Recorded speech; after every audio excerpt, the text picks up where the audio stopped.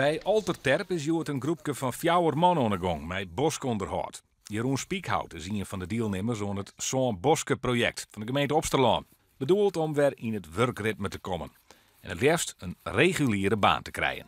Jeroen verneemt naar 4 mannen positieve effecten. Nou ja, structuur, hè, waarde, eigenwaarde. Je zit er gewoon stikken beter in je vel. Hè? Ik bedoel, als je heel lang tussen zit, dan krijg je klachten. Je wordt er net leuker van, voor jezelf net, voor je omgeving net. Nou ja, daar merk ik wel verhoring in. Nou, dat is hartstikke positief en schitterend mooi.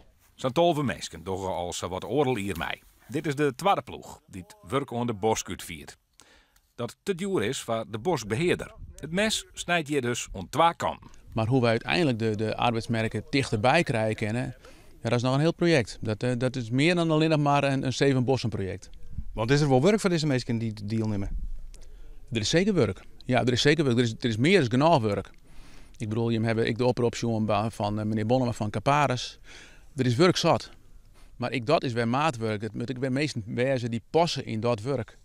Dus het is elke keer een maatje en ziekje om de goede oplossingen.